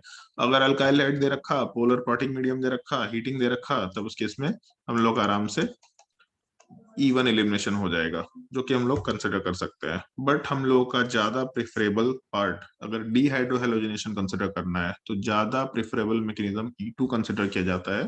हम लोग E1 के थ्रू काम नहीं करना चाहते, क्योंकि E1 में क्या होता है कि अगर अल्कीन बन भी गया तो कुछ उल्टा रिएक्शन करने की कोशिश करने लग जाता है। तो ज्यादा प्रेफरेबल E2 है, करने को दोनों तरीके से रिएक्शन कर सकते हैं। हम लोगों ने कुछ क्वेश्चन सॉल्व किए हैं, उसमें आ भी रखा है।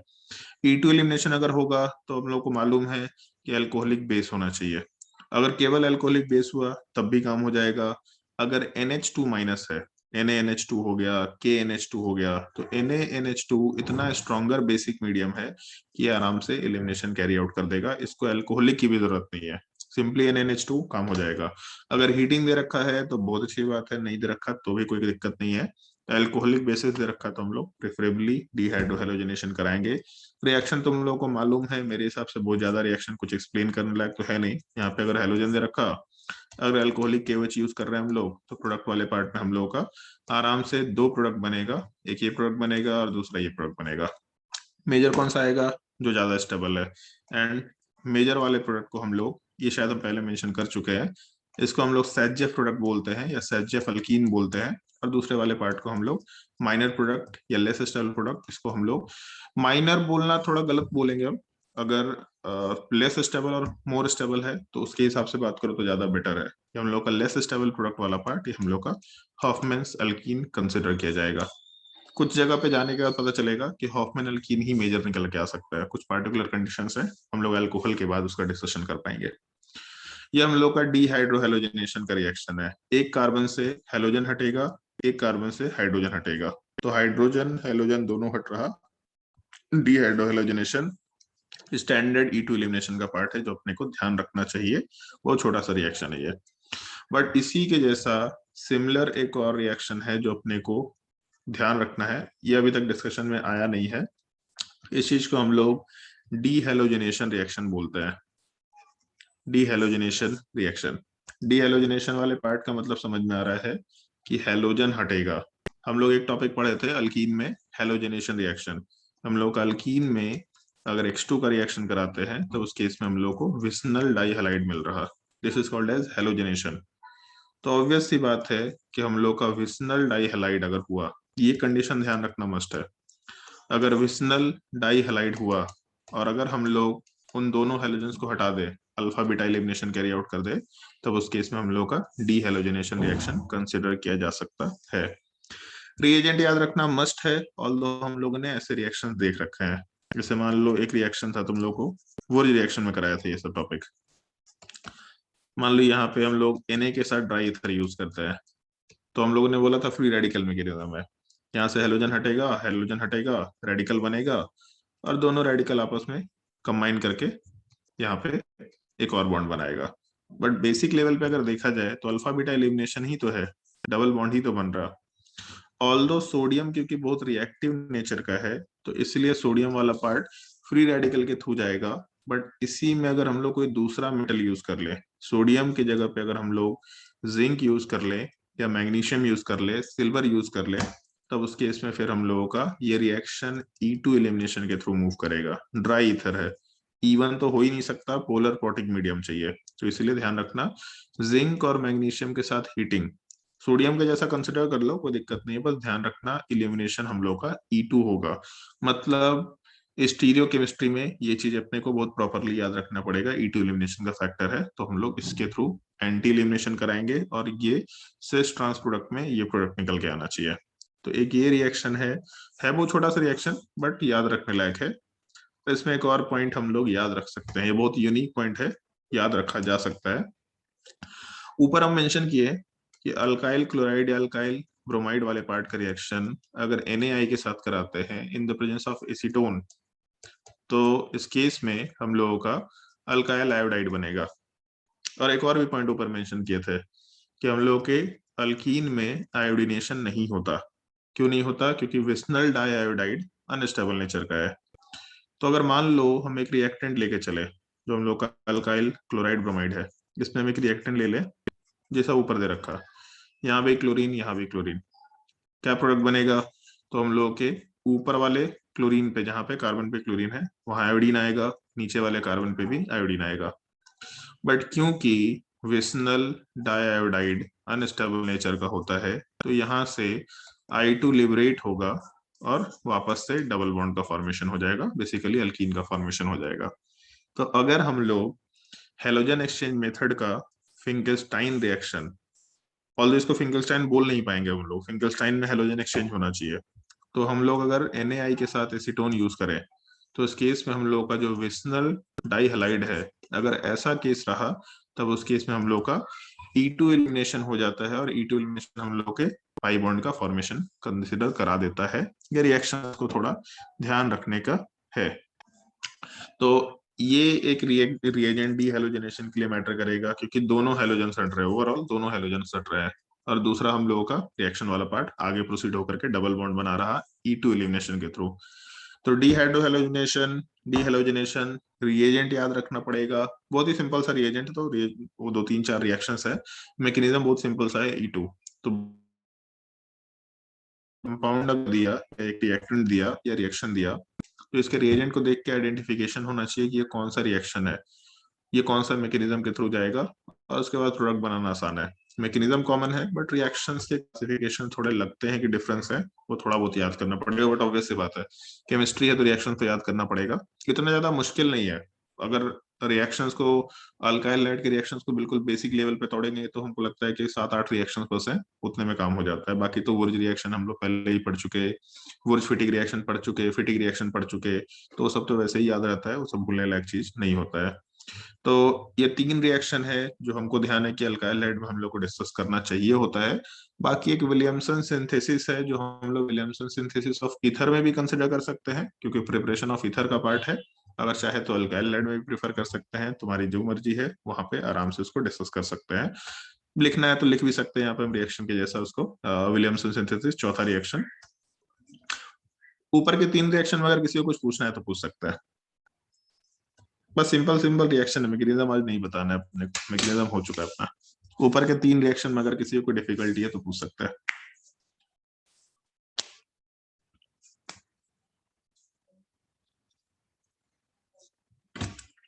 क्योंकि सब लोगों ने रिएक्शन देख रखा है तो दिक्कत नहीं होना चाहिए प्रेफरेबली। चलो ठीक है, इन 3 रिएक्शन के बाद हम लोग चौथा विलियमसन सिंथेसिस मेंशन कर लेते हैं।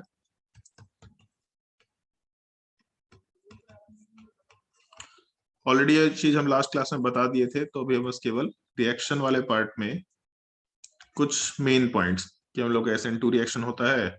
अगर हम लोगों का एक अल्काइल हलाइड वाला पार्ट किसी एल्कोक्साइड आयन वाले पार्ट के साथ रिएक्शन करता है, तो RO माइनस होना चाहिए, R-O, Na ले लो या सोडियम ले लो, कोई दिक्कत नहीं है। प्रोडक्ट वाले पार्ट में R के साथ O, R- का फॉर्मेशन होगा। बेसिकली अल्काइल हैलाइड का रिएक्शन है। अल्काइल हैलाइड किसी भी एल्कोक्साइड आयन के साथ रिएक्शन करके, रिएक्शन और भी हो सकता है, ऐसा नहीं कि ईथर का प्रिपरेशन कोई और कंपाउंड नहीं करा सकता, और भी कंपाउंड्स करा सकते हैं, बट हम लोग को उससे मतलब नहीं है, हम लोग को इस पार्टिकुलर रिएजेंट से मतलब है। तो इस केस में हम लोग का अल्काइल हैलाइड वाला पार्ट का रिएक्शन अगर हम लोग एल्कोक्साइड आयन के साथ कराएंगे, तो उस केस में हम लोग को ईथर का प्रिपरेशन मिलता है। ये भी एक रिएक्शन है जो हम लोग का SN2 प्रीफर करेगा। SN1 भी हो सकता था, अल्काइल हैलाइड है, अगर इसका रिएक्शन हम लोग किसी अल्कोहल के साथ करा दे तो ऑब्वियस सी बात है SN1 होगा। जब SN1 होगा तो हेलोजन हटेगा, कार्बोकेटायन बनेगा, ऑक्सीजन इस पे अटैच होगा, H+ वाला पार्ट वहां से हटेगा, यही प्रोडक्ट बनेगा। But this is not Williamson synthesis of ether. ये छोटा सा बेसिक पॉइंट अपने को रटना पड़ेगा, याद रखना जरूरी है इस चीज को। इन सब के अलावा अल्काइल हैलाइड में कुछ छोटे छोटे इक्का दुक्का पॉइंट्स हैं। एक पॉइंट तो ये है, बेसिकली शायद तुम लोग को ध्यान होगा या फिर ऊपर दिखा था, एम्बीडेंटेट न्यूक्लियोफाइल या एम्बीडेंट न्यूक्लियोफाइल। क्या होता है ये पार्ट ध्यान रखना, कोऑर्डिनेशन कंपाउंड में पढ़ा है तुम लोगों ने। एम्बीडेंटेट न्यूक्लियोफाइल क्या हो सकता है, जैसे CN- है, तो CN- में हम लोग का डेंटिसिटी तो 1 ही है, बट डोनर एटम कार्बन भी हो सकता है और नाइट्रोजन भी हो सकता है। तो एम्बीडेंटेट न्यूक्लियोफाइल या एम्बीडेंट न्यूक्लियोफाइल, उधर हम लोग का लिगेंड था, यहाँ पे न्यूक्लियोफाइल हो गया। More than 2 donor sites must be available, but donate कोई एक ही करेगा एक बार में, ऐसा नहीं कि दोनों करेगा। डोनेट कोई एक करेगा, बट हम लोग का 2 donor sites must be available. अब यहाँ से पॉइंट आता है कि हम लोगों का अगर CN- है तो हम लोगों का स्ट्रॉन्गर न्यूक्लियोफाइल कौन सा रहेगा, ये सबसे मेजर पॉइंट है। तो ऑब्वियस सी बात है, जो नेगेटिवली चार्ज स्पीसीज है वो स्ट्रॉन्गर न्यूक्लियोफाइल होगा, मतलब carbon will be a better donor atom than nitrogen, क्योंकि उसके ऊपर नेगेटिव चार्ज है। सिमिलर टाइप का केस हम लोग ले सकते हैं NO2- में। अगर NO2- आया तो N के ऊपर डबल बॉन्ड ऑक्सीजन और एक और ऑक्सीजन, तो नाइट्रोजन के ऊपर लोन पेयर है। कोई ऐसा नहीं समझ लेना कि यहाँ तो हम लोग का 3 डोनर एटम है, एक ऊपर वाला ऑक्सीजन, एक नीचे वाला ऑक्सीजन और एक नाइट्रोजन। अगर रेजोनेंस है तो रेजोनेंस होने से ये दोनों के दोनों एटम सिमिलर बिहेवियर शो करेंगे। जैसे हम लोगों का कार्बोक्सिलिक एसिड है, तो carboxylic acid is not ambient nucleophile, क्योंकि यहाँ रेजोनेंस है तो दोनों डोनर एटम सिमिलर बिहेवियर के हैं, जिसको हम लोग एम्बिडेंट न्यूक्लियोफाइल नहीं बोलते। तो हम लोग का जैसे NO2 माइनस है, तो इसमें हम लोग नाइट्रोजन के थ्रू लोन पेयर डोनेट करवा सकते हैं, इलेक्ट्रॉन डोनेट करा सकते हैं, या फिर ऑक्सीजन के थ्रू। स्ट्रॉन्गर न्यूक्लियोफाइल कौन सा होगा? तो जहां पे नेगेटिव चार्ज है, ऑक्सीजन वाला part is a stronger nucleophile than nitrogen. मतलब अगर Cn माइनस फ्रीली आया तो कार्बन इलेक्ट्रॉन डोनेट करेगा, अगर NO2 माइनस फ्रीली आया तो कार्बन इलेक्ट्रॉन डोनेट करेगा। मतलब ऐसा एक्सप्लेन कर सकते हैं। अल्काइल हैलाइड है, अगर इसका रिएक्शन NaCN के साथ कराएं हम लोग, तो इस केस में हम लोगों का NaCN KCN जो भी ले लें हम लोग, कोई भी एस ब्लॉक का एलिमेंट सॉल्युबल नेचर का है, यहाँ से Cn माइनस आएगा। Cn माइनस में कार्बन इलेक्ट्रॉन कोऑर्डिनेट करेगा और RCN का फॉर्मेशन कराएगा, मतलब साइनाइड का फॉर्मेशन कराएगा। और अगर हम लोग सिमिलर टाइप का रिएक्शन इसमें करते हैं NaNO2 के साथ, तो NaNO2 की तरफ से हम लोग को NO2 माइनस मिलेगा, ऑक्सीजन वाला पार्ट लोन पे डोनेट करेगा, मतलब ये कंपाउंड का फॉर्मेशन होगा। जैसे कुछ बोलते हैं हम लोग, शायद नाइट्राइटो बोलते हैं, पता नहीं क्या बोलते हैं, नाम ध्यान नहीं आ रहा। बट अगर हम लोग इसी कंपाउंड में ऊपर वाले रिएक्शन में NaCN के जगह हम लोग AgCN यूज कर ले, तो AgCN या D ब्लॉक के एलिमेंट या CuCN भी ले सकते हैं हम लोग। सूडो इनर्ट गैस कॉन्फ़िगरेशन है, सूडो इनर्ट गैस कॉन्फ़िगरेशन होने की वजह से हम लोगों का कोवेलेंट कैरेक्टर आएगा। पर अगर कोवेलेंट कैरेक्टर आया तो जो हम लोग का सिल्वर एंड कार्बन का बॉन्ड है ये ब्रेक नहीं होगा। अगर ये ब्रेक नहीं होगा तो यहाँ से हम लोगों को Cn माइनस नहीं मिलेगा, और अगर Cn माइनस नहीं मिलेगा तो carbon will not be the donor atom, क्योंकि Cn माइनस मिल ही नहीं रहा। जब तक कार्बन के ऊपर माइनस चार्ज नहीं आएगा तब तक हम लोग का डोनर एटम नहीं बन रहा वो। तब AgCN के केस में due to covalent character, covalent compound है, सूडो इनर्ट गैस कॉन्फ़िगरेशन काफी हाई कोवेलेंट नेचर है यहाँ पे। तो अगर कोवेलेंट कंपाउंड है, एग्जैक्टली कोवेलेंट कंपाउंड तो नहीं बोल सकते, बट कोवेलेंट कैरेक्टर बहुत हाई है, तब इस केस में हम लोग के पास एक ही ऑप्शन है कि नाइट्रोजन अपना लोन पेयर वाला पार्ट डोनेट करे। अगर नाइट्रोजन लोन पेयर डोनेट करेगा उस पर पॉजिटिव चार्ज आएगा, पॉजिटिव चार्ज को ब्रेक करने के लिए, हटाने के लिए कंपाउंड अपने आप को ब्रेक करने की कोशिश करेगा। तब इस केस में यहाँ पे नाइट्रोजन वाला पार्ट अटैच होगा हम लोगों के कार्बन वाले पार्ट के, सॉरी कार्बन चेन के ऊपर। तो इस केस में अगर नाइट्रोजन अटैच हुआ मतलब साइनाइड ना बन करके आइसोसाइनाइड का फॉर्मेशन होगा। एक बहुत स्टैंडर्ड सवाल होता था प्री बोर्ड में, हर साल बोर्ड में भी है, इन केस ऑफ NaCN और KCN cyanide is formed, whereas in case of AgCN or CuCN isocyanide is formed. Why? So simple सा reason, AgCN is a covalent compound, AgCN has a very high covalent character, therefore it does not breaks to give Cn minus, and hence nitrogen becomes the donor atom, whereas KCN or NaCN is very ionic compound या highly ionic compound and dissociates to give Cn minus, where carbon becomes the donor atom. ये छोटा सा topic है ambient nucleophile का, जो मालूम होना चाहिए। ये तुम्हारे स्कूल में भी मोस्ट प्रोबेबली बताया गया होगा। अब ऑब्जेक्टिव सवाल में यही सवाल दे रखा होगा कि भाई AgCN दे रखा, बताओ प्रोडक्ट क्या बनेगा। तो एक जगह ऑप्शन में दे रखेगा साइनाइड, एक जगह दे रखा होगा आइसोसाइनाइड, एक जगह पता नहीं एलिमिनेशन का कुछ दे देगा, एक जगह कुछ रैंडम, कुछ भी रैंडम शीट दे देगा। तो रैंडम शीट तो अपने को नहीं चाहिए। कुछ भी ऐसे टाइम पास वाला टाइप का प्रोडक्ट मत देखना, ये थोड़ा ध्यान रखने लायक केस है। और ऊपर वाले केस में भी सेम, अगर NaNO2 के जगह पे हम लोग AgNO2 ले लें तो हम लोग को फिर नाइट्रो ग्रुप मिल जाएगा। मतलब अगर हम लोग का अल्काइल हैलाइड है और हम लोग AgNO2 लेके चलते हैं, तो इस केस में बेसिकली एक Ag वाला पार्ट ऑक्सीजन के साथ अटैच्ड। अब यहाँ पे भी नाइट्रोजन ऑक्सीजन डोनर एटम है, बट नाइट्रोजन और ऑक्सीजन में नाइट्रोजन ज्यादा बेटर डोनर एटम है। मतलब यही इलेक्ट्रॉन कोऑर्डिनेट करेगा और अपने प्रोडक्ट में R के साथ NO2 का फॉर्मेशन होगा, मतलब नाइट्रो ग्रुप का फॉर्मेशन होगा, नाइट्रो कंपाउंड का फॉर्मेशन होगा। ये हम लोगों के अल्काइल हैलाइड का रिएक्शन था, खत्म हो गया। इससे ज्यादा कुछ नहीं होता है उसमें। किसी को कुछ और रिएक्शन याद है NCERT के हिसाब से तो बता सकता है कि सर ये भी एक रिएक्शन है, ये भी एक रिएक्शन है। अराइल हैलाइड की बात नहीं कर रहे, अल्काइल हैलाइड की बात कर रहे हैं। कुछ और याद है किसी को? प्री बोर्ड वगैरह के लिए पढ़ा होगा कभी कुछ पलट के, तो बताओ भाई। अर्पित, तुम्हारा तो प्री बोर्ड अभी खत्म हुआ है। नहीं सर, इतना ही था। हाँ भाई, और लोग इधर, ऋषभ, साहिल, शेखर, हो सकता है तुम्हारे स्कूल में कुछ एक्स्ट्रा पढ़ाया गया हो अल्काइल हैलाइड में।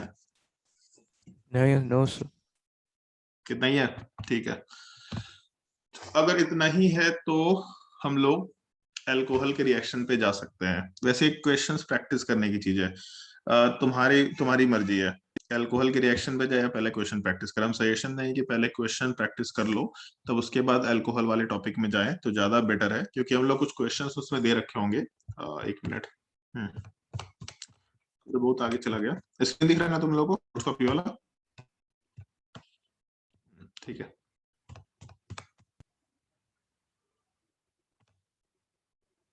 यहाँ तक तो सब पूछ लिया सवाल मेरे से। अच्छा, ये तो डिस्कशन हो ही चुका है। ठीक है, find the product, find the product, find the product, ये विलियमसन सिंथेसिस हो गया। विलियमसन सिंथेसिस के बाद हैलोजन एक्सचेंज मेथड बता दिए तुम लोगों को, लिखा हुआ है, कहानी लिखा हुआ है। Direct fluorination iodination not possible, school class notes में लिखाने के लिए होता है ताकि जो ढक्कन टाइप के लोग हैं उन लोग को याद रहे थोड़ा। डिहाइड्रोहेलोजनेशन बता दिया तुम लोगों को, स्ट्रॉन्गर बेस, वीक बेस, ये सब बेसिक क्वेश्चंस है जो आपको प्रैक्टिस करना है, करना चाहिए अभी बेसिकली। फिर उसके बाद डीहेलोजिनेशन बता दिया, जिंक और मैग्नीशियम के साथ हीटिंग करेंगे, एसीटोन मेंशन कर दिया। फिर क्वेश्चन है प्रैक्टिस करने का है, एम्बिडेंट न्यूक्लियोफाइल प्रैक्टिस करने का है, हाइड्रोलिसिस ऑफ CN- बता देते हैं अभी पहले, और उसके बाद फिर क्वेश्चन प्रैक्टिस करने के लिए था। फिर हम लोग का रिएक्शन ऑफ अल्कोहल निकल के आ गया। कितना टाइम हुआ अभी? 3:15। ठीक है, अभी कर सकते हैं हम तुम लोगों को 2 रिएक्शंस बता देते हैं अभी। दोनों रिएक्शंस काम के हैं। एक हम लोगों का ओजोनलिसिस रिएक्शन है। ओजोनलिसिस बताया क्या तुम लोगों को कभी? कभी भी बताओ कोई, बताया है ओजोनलिसिस? बता दिए हैं? हाँ। अच्छा, तब तो फिर ठीक ही है, फिर तो ओजोनलिसिस भी बताने की जरूरत नहीं है। फिर इसके बाद तो ये अल्कोहल के हम लोगों के रिएक्शंस हैं जो आपको सीखना पड़ेगा अलग से, या शाम में हम 6 बजे के बाद कराने वाले हैं। डिहाइड्रेशन ऑफ अल्कोहल बताया जा सकता है अभी, नहीं चलो ठीक है, ज्यादा प्रेशर नहीं डालेंगे अभी। अभी CN- वाला जो हाइड्रोलिसिस है वो डिस्कस करते हैं। इसके बाद तुम लोगों का काम है नोट्स कॉपी में जितने क्वेश्चंस है अल्कोहल के रिएक्शंस के पहले, वो सारे क्वेश्चंस एक बार प्रैक्टिस कर लो, अभी ही प्रैक्टिस कर लो। और उसमें जहां कहीं भी डाउट होगा ग्रुप में डाल दो कि सर ये एक्सप्लेन कर दीजिए, सर ये एक्सप्लेन कर दीजिए, हम मतलब ऑडियो के थ्रू एक्सप्लेन कर देंगे तो ज्यादा बेटर होगा। बट अभी के अभी क्वेश्चंस प्रैक्टिस कर लो।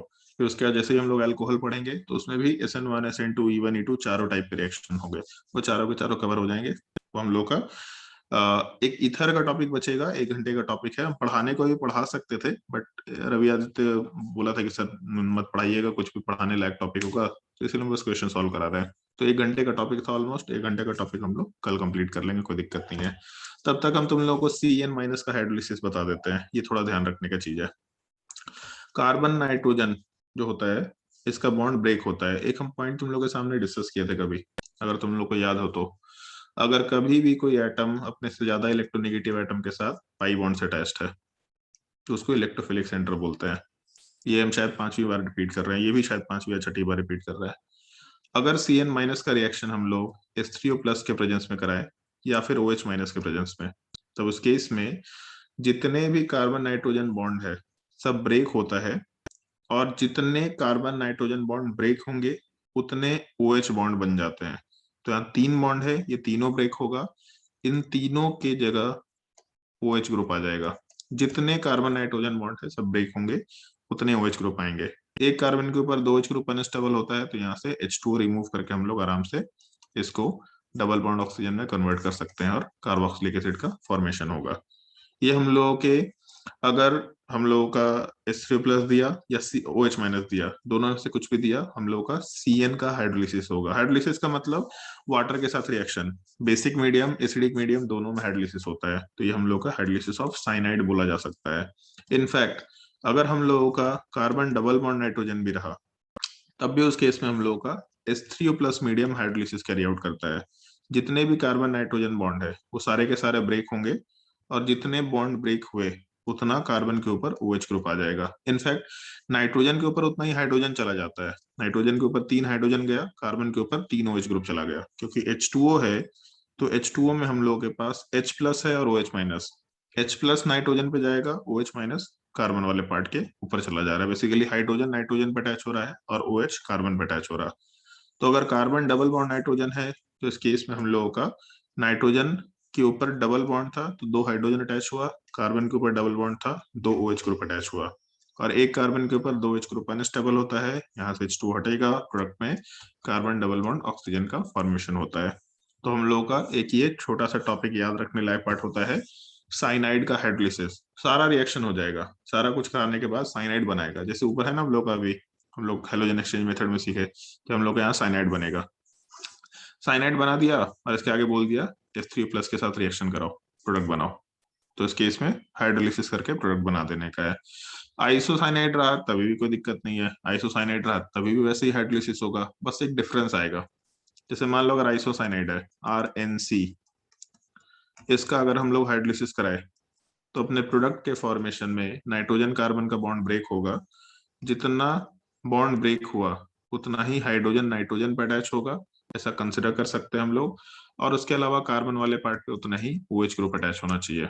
ऑल्दो यहाँ पे एक कोऑर्डिनेट बॉन्ड होता है, ये कोऑर्डिनेट बॉन्ड वाला पार्ट हम लोगों के पार्ट को थोड़ा चेंज करता है, तो अपने हिसाब से इसको एडजस्ट कर लेंगे, उसके लिए कोई दिक्कत नहीं है। बट अभी के लिए हम एक सिंपल एग्जांपल के फॉर्मेट में डाल रहे हैं इसको, कि हम लोग का R के साथ नाइट्रोजन के ऊपर 3 हाइड्रोजन वाला पार्ट आया, ये न्यूट्रलाइज करके अपने आप को RNH2 में कन्वर्ट करेगा।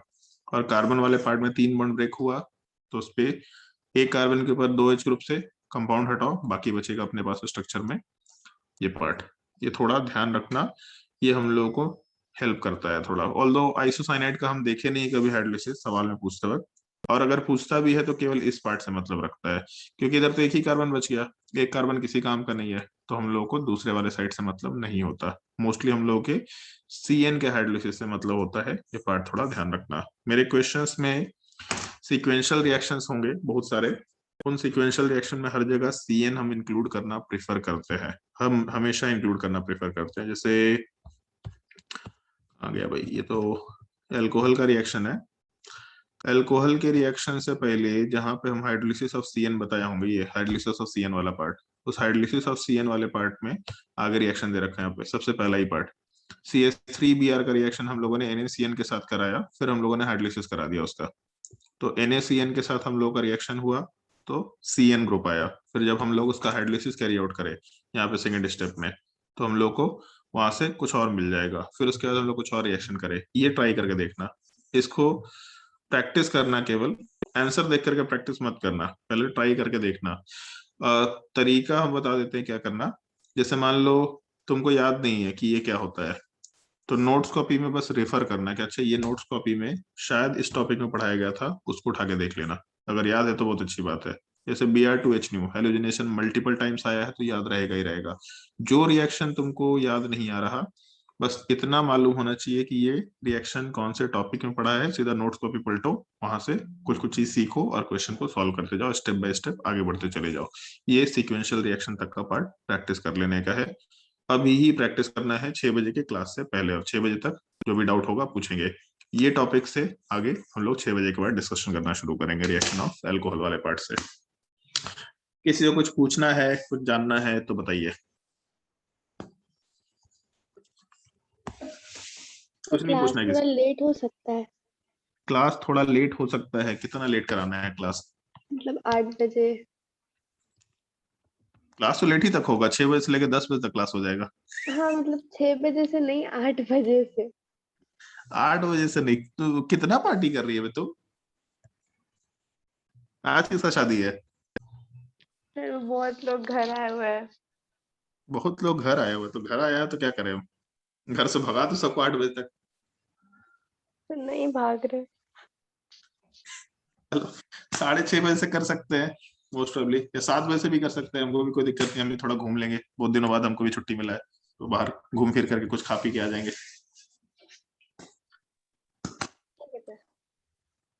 तो अब लोग 7 बजे से मिलते हैं, 7 बजे से क्लास शुरू करते हैं, और हम लोग का अल्कोहल का टॉपिक आज कवर हो जाएगा आराम से। तो उसके बाद हम प्रेफर करेंगे कि आज अगर टाइम मिला और अगर तुम्हारे शरीर में जान है तो हम लोग प्रेफर करेंगे कि हम लोग का इथर भी कंप्लीट हो जाए। टॉपिक है सारा सिमिलर टाइप का, उसमें कहीं डिफरेंस नहीं है, ट्राई चाहे तो आराम से कंप्लीट कर सकते हैं, इसमें कोई दिक्कत नहीं है। लेकिन वही है सर क्वेश्चन। अभी और ऑर्गेनिक में कितना क्लास बचा हुआ होगा अप्रोक्सीमेटली? ऑर्गेनिक क्लास बचा होगा 13-14 क्लास।